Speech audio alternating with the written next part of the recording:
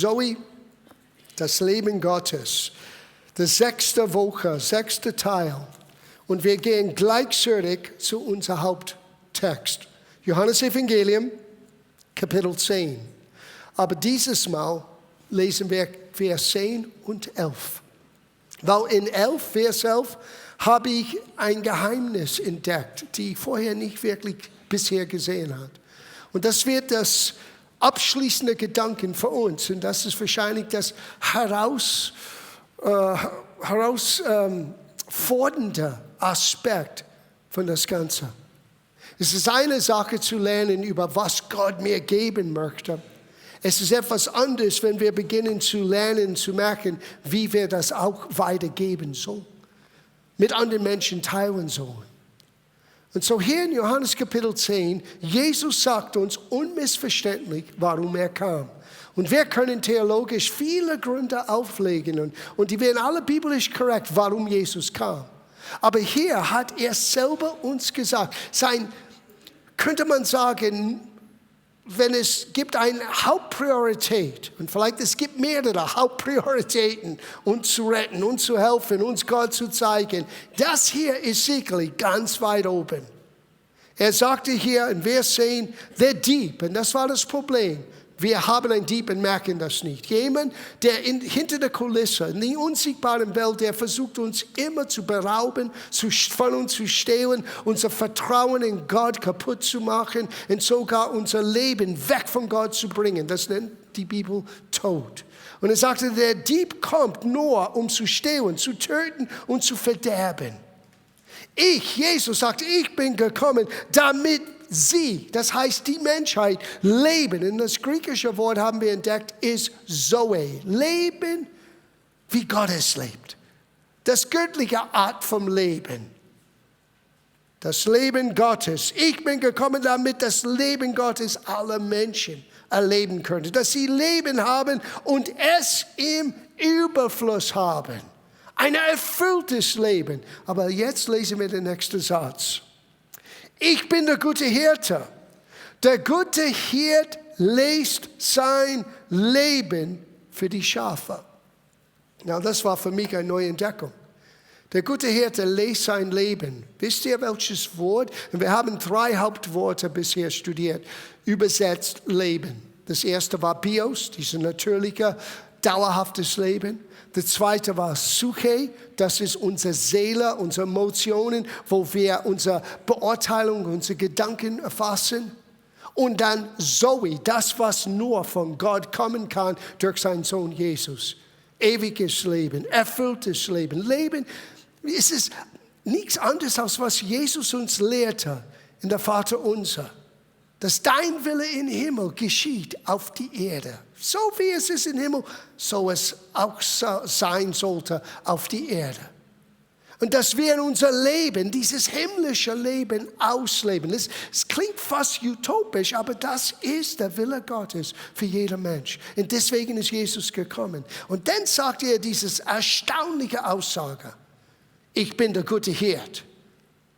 Now, ich weiß, viele von euch kennen ihn als der gute Hirt. Er hilft uns, er ernährt uns, er leitet uns, er beschützt uns. Aber dann er sagte, die gute Hirt lässt sein Leben. Und das war für mich eine völlige Überraschung. Das Wort übersetzt Leben ist nicht ZOE. Und es ist auch nicht Bios. Es war sein Psyche. Er hat sein Psyche hingelegt für uns. Damit wir ZOE ausleben können. Now, warum ist das so wichtig? Ich möchte euch zurückbringen zu einer Aussage, die wir in der 2. Woche gelernt haben. Der Titel war, das hohe Preis für ein niedriger Lebensstil.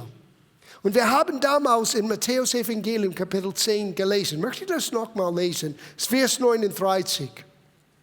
Wer sich an sein Leben klammert, das heißt dieses Bios und psychische Leben jetzt, dieses irdische, zeitliche Leben klammert, der wird es endgültig verlieren. Wer es aber für mich einsetzt, der wird ewig leben oder er wird das hohe Leben erfahren. Die Entscheidung liegt bei uns.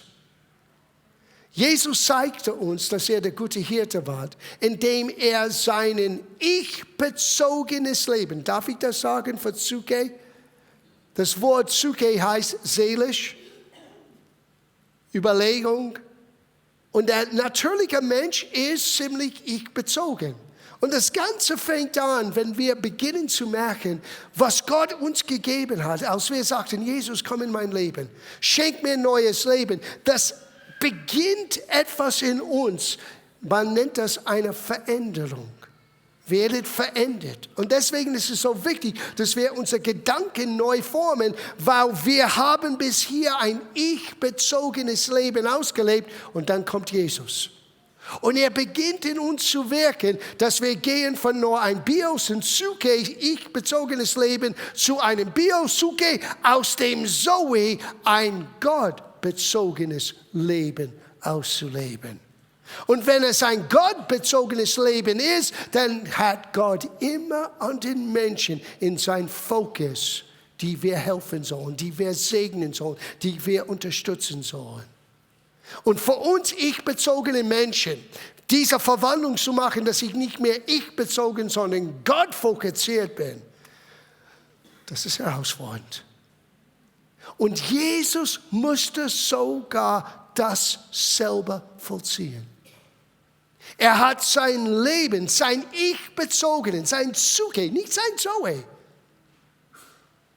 Sein ZOE hat er abgegeben, als er sagte, Vater, Vater, warum hast du mich verlassen? Aus der Schuld der Welt, deine und meine Schuld auf ihm lag, wurde er für uns getrennt von Gott. Und er spürte das Gewicht, dieses Gewicht vom Sünder, Schuld und sogar Tod. Und er schmeckte Tod für jeder Mensch. Und durch seine Auferstehung, wenn wir sagen, Jesus, sei du der Herr meines Lebens. Er schenkt uns neues Leben, ein neues Herz, einen neuen Geist. Und ZOE ist jetzt uns zugänglich. Aber Gott möchte, dass wir nicht nur ZOE genießen, das ist der Beginn, dass wir ZOE entdecken und beginnen auszuleben. Gott möchte uns zu einem Punkt bringen, und hier geht's los, wo wir gleich wie Jesus unser Psyche, ich-bezogenes Leben niederlegt, um nach Gott und seinen Plan und seinen Absichten zu jagen. Und das heißt immer, für jemand anderen auch da zu sein. Wow!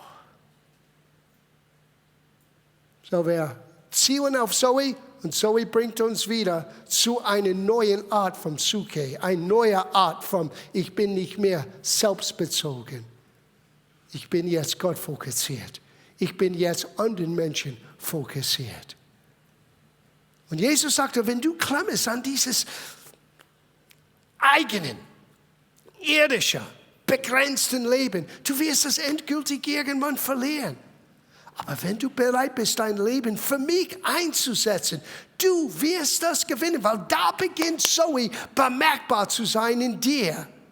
Und du merkst das, weil du siehst einen Unterschied in die Menschen um dich herum. Weil du gebetet hast, weil du gegeben hast, weil du geholfen hast, weil du unterstützt hast, weil du etwas ermutigend gesagt hast. Das ist der Plan und Absicht Gottes. Ich gebe euch ein paar Schriftstellen, die uns helfen, unser Fokus neu zu formen.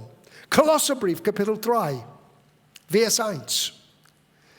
Seid ihr nun mit Christus auferstanden? Darf ich fragen, seid ihr mit Christus auferstanden? Wait a minute, ich dachte, das geschieht, nachdem ich gestorben bin. Nö.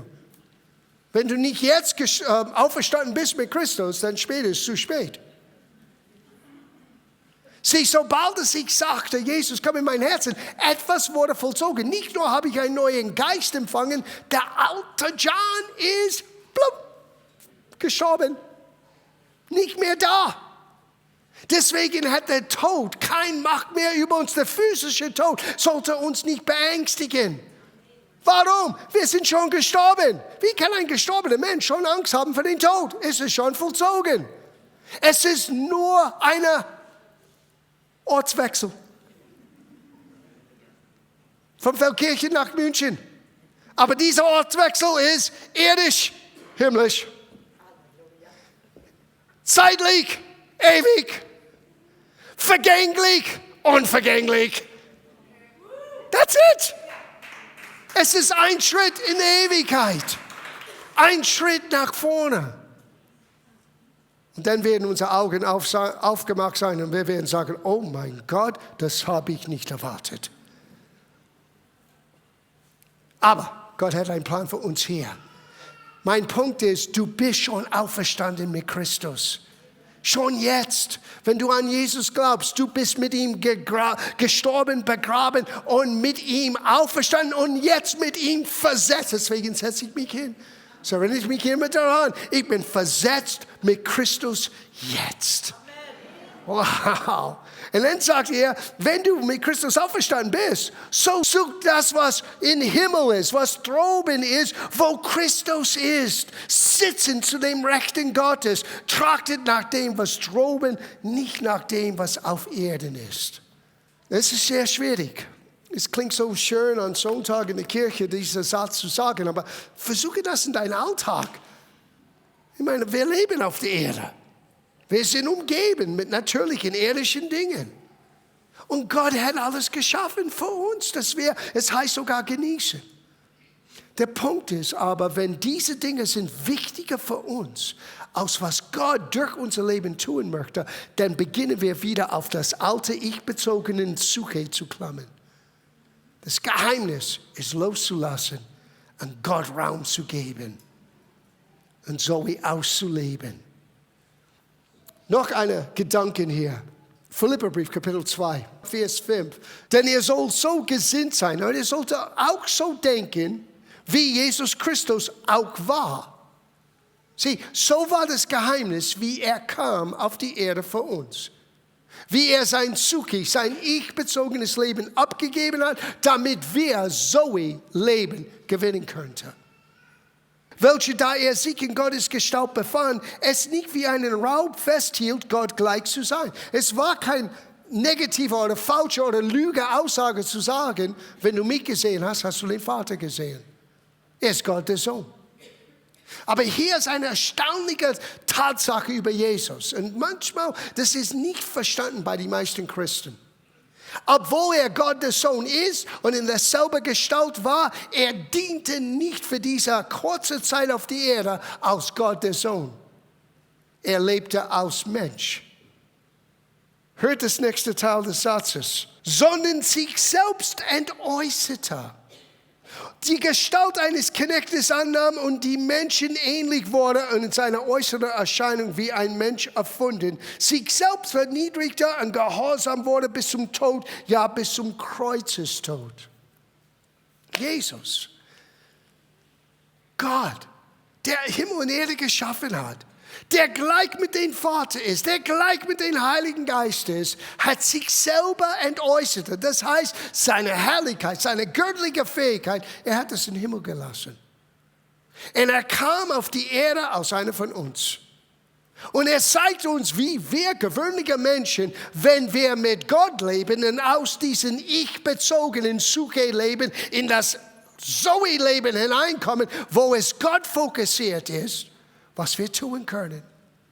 Weil wir können jetzt denselben Heiligen Geist, er sagte, die Werke, die ich tue, habe ich nicht selber getan. Es ist der Vater, der in mir wirkt. Es ist durch denselben Heiligen Geist geschehen. Und jetzt gibt er uns denselben Geist Gottes. Und er sagt in Johannes Kapitel 14, die Werke, die ich getan habe, wird er auch tun. Und sogar größere Werke. Wow, wir haben nicht die Zeit, über die größeren Werke zu reden. Aber hört die Aussage.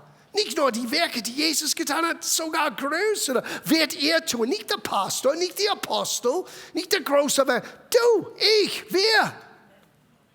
Gläubige. Wer an mich glaubt. Erstaunlich. Dann was, wo hakt das? Was ist das Problem? Das Problem liegt in das Geheimnis von Johannes. Der gute Hirte lässt sein Suche für die Schafe. Lässt sein, I'll do it my way. Geschieht durch meine Vorstellung, nach meinem Willen, wenn es passt in meinen Zeitplan. Wow.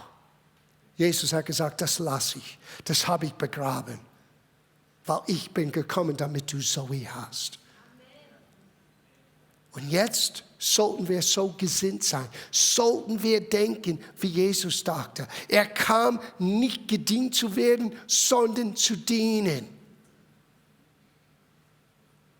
Und hier ist die grundsätzliche Frage. Und ich glaube, dass der Geist Gottes hat seinen Finger schon auf diesen Punkt gebracht. Kommst du hier hinein, um gedient zu werden oder zu geben? Kommst du an Sonntag etwas beizutragen, damit irgendjemand um dich herum, auch wenn du der Person nicht kennst, wird geholfen? Oder kommst du rein, nur zu sehen, was kann ich bekommen? Wie gelaunt ist der Pastor heute? Wie gut ist die Show am Sonntag? Wie gut ist die Musik? Singen Sie in Harmonie oder singen Sie ein bisschen schräg? Sieh, wir müssen uns selber befassen mit dieser Frage. Weil du solltest genauso mitdenken, wie Jesus dachte. Du bist jetzt ein Sohn, du bist jetzt eine Tochter Gottes.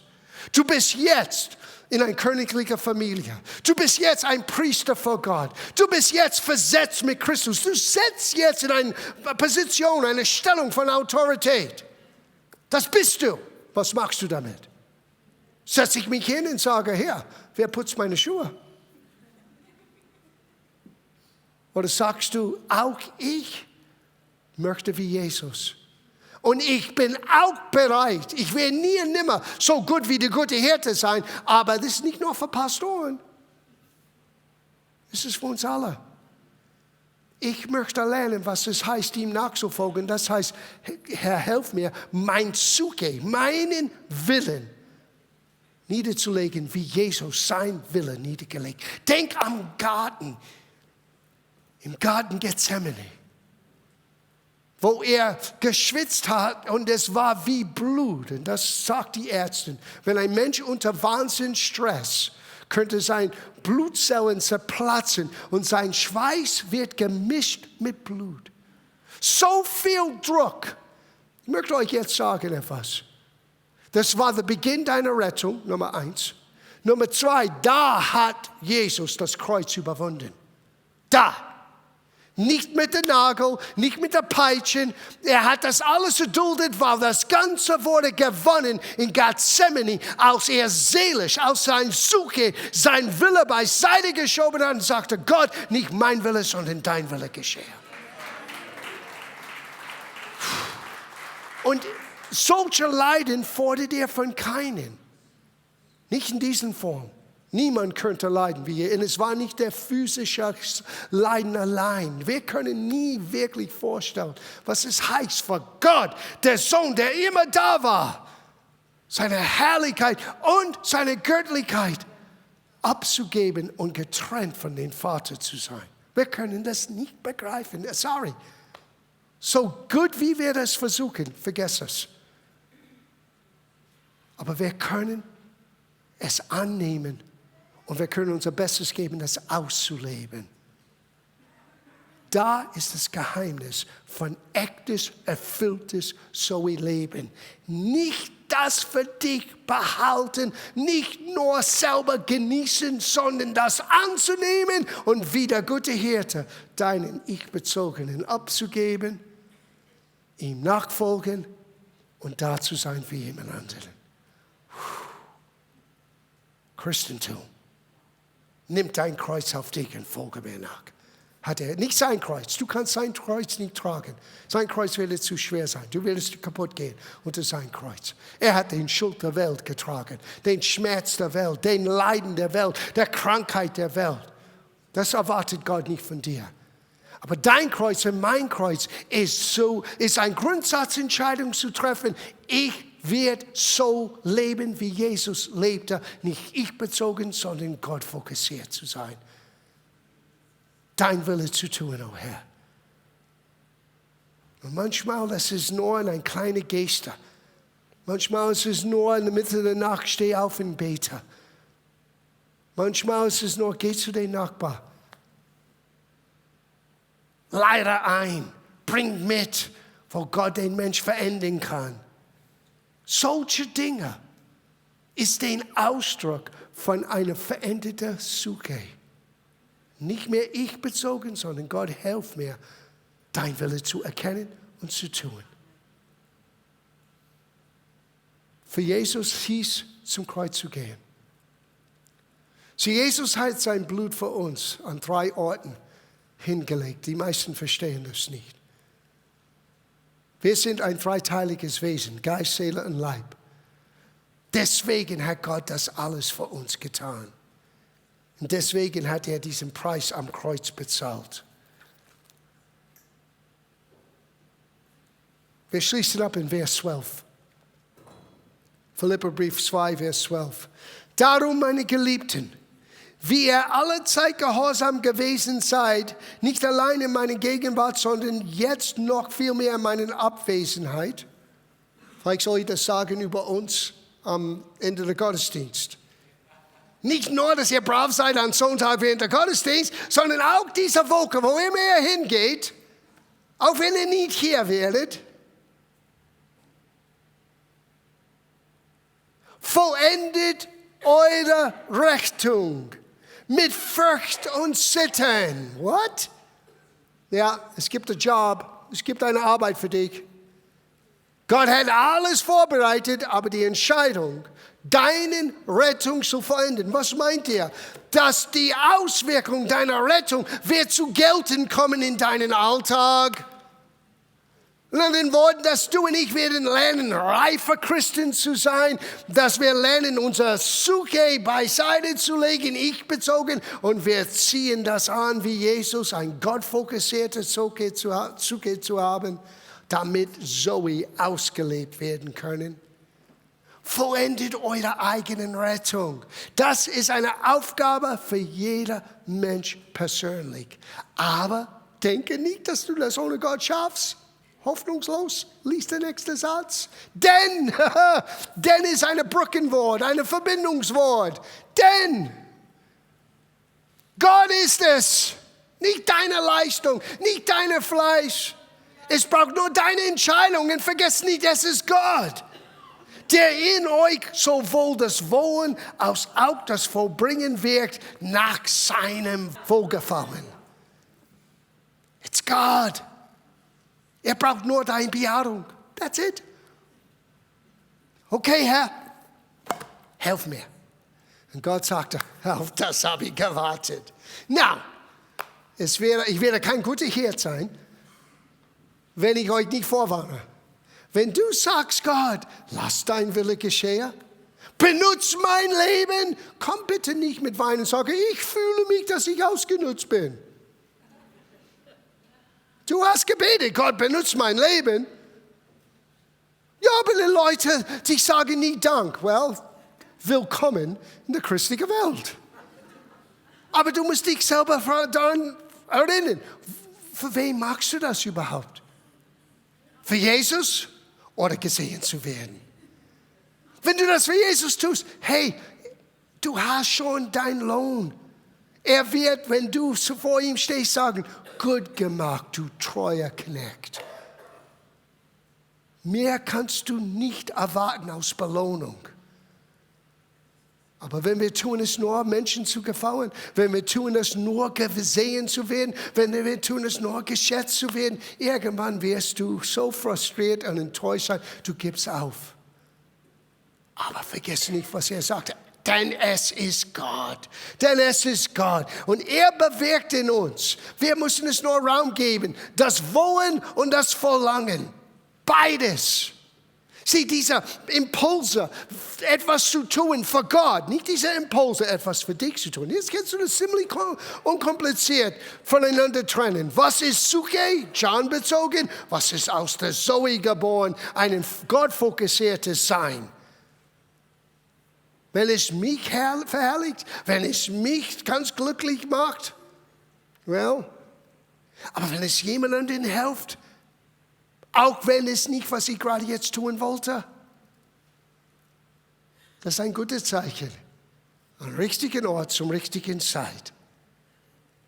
Weil Gott wirkt in uns dieses Verlangen Sein Wille zu kennen, sein Wille zu tun, aber er wirkt in uns auch das Vollenden. Das heißt, er gibt uns die Kraft dazu. So wie vollenden wir unsere Rettung? Wir sagen, okay Gott, lass dein Wille geschehen in mir. Und dann Gott beginnt, seinen Finger auf Dinge zu legen. Gib dir Gedanken, geh zu diesen, geh zu denen, helf hier, es gibt Not da. Tut das da. Und du denkst, ich gebe für mein Leben aus. Und dann erlebst du etwas, was der Gehirn nicht eigentlich ausdenken kannst. Wer gibt, wird zurückgegeben. 30, 60, 100-fältig. Und eines Tages du denkst, warum ist mein Leben so bereichert? Und Gott wird sagen, weil du dein Suki hingelegt hast, hast du ZOE gewonnen. Weil du mich nachgefolgt hast, mein Beispiel nachgefolgt hast, hast du wirklich das hohe Leben ausgelebt.